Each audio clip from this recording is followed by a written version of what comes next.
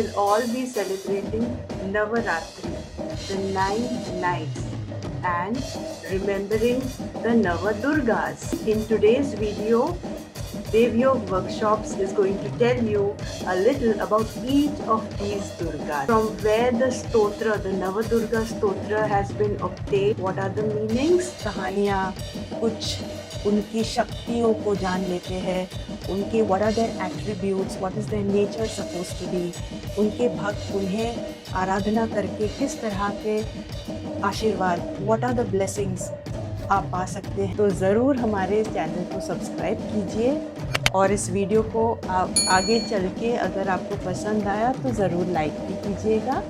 नवदुर्गा, दुर्गा यानी कि शक्ति, देवी शक्ति। हरप्पा और मोहनजोदारो के जो मोहरे मिले हैं, the seals show that there are images of the देवी शक्ति। उस वक्त भी वे आराध्य थे और आज भी आराध्य है। नवदुर्गा स्तोत्र, it is actually taken from Sri Sri Chandi.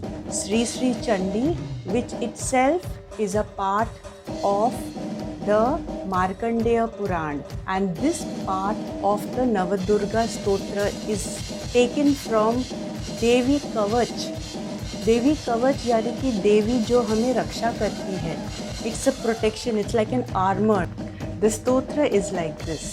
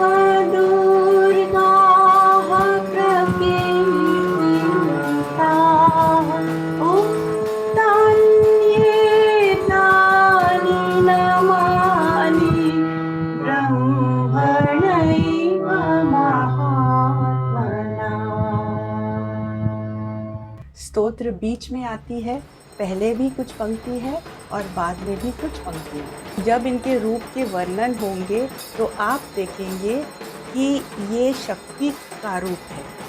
Why did the gods invoke the goddess देवी शक्ति? Because उस वक्त इतने आसुरिक शक्ति, the evil forces in the entire universe इतने बढ़ गए थे कि देवी शक्ति के सिवा कोई उन्हें परास्त नहीं कर सकता था। इसी वजह से you will see that जो भी नव दुर्गाओं के रूप है, हर एक के हाथों में हथियार है। There are weapons. Not all the नव दुर्गास, एक के हाथ में कोई हथियार नहीं है। तो आप गौर से देखिए कौन है वो नव दुर्गा जिसके हाथों में कोई हथियार नहीं है। तो सुनिए उनके नाम और उनकी महिमाओं के बारे में। Shailputri, it is believed that Sati was reborn as Parvati and she was born to King Himavat, who ruled over the mountain kingdom there. Now let's see Brahmacharini.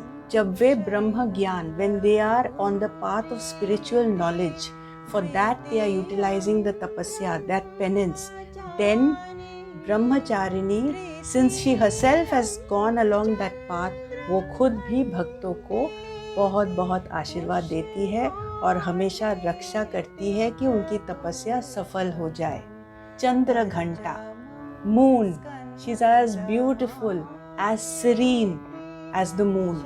चंद्र जैसी आभा उनके चेहरे से खिलती है। उनके जो भक्त है get that divine aura, that divine serenity which she herself possesses. The fourth Navadurga is Kushmanda. The three types of pains, that is the Adhyatmic, the Adi Bhautik and the Adi Daivik pains, which affect human beings. उन 3 प्रकार के जो दर्द है कुष्मांडा देवी उनके भक्तों को नहीं आने देती। स्कंद माता, मदर ऑफ स्कंद, स्कंद कार्तिक या कार्तिकेय कि स्कंद माता की जो चित्र में ज्यादातर उनकी गोद में कार्तिक बैठे हुए हैं, वो भी तैयार है युद्ध में जाने के लिए। तो स्कंद माता हमेशा यही देखती है कि उनके जो भक्त है उनके हर मनोकामना पूरी हो जाए। कात्यायनी, ऋषि कात्यायन के आश्रम में, she was born as the daughter of Rishi Katyayan, and among the Durgas, the Durga जिसको कहा गया है कि महिषासुर मर्दिनी, यानी कि महिषासुर, आपने दुर्गा के जो भी चित्र या मूर्ति देखे हैं उन्होंने जिस पे लम डाले हुए हैं, that is none other than Mahishasur. Devi Katyayani के जो भक्त हैं वे सारे देवी कात्यायनी के आशीर्वाद पाते हैं। अपने घरेलू जीवन में उन्हें कोई प्रॉब्लम नहीं होता, because she looks after their personal lives. And now we come to the most ferocious form of the Navadurgas.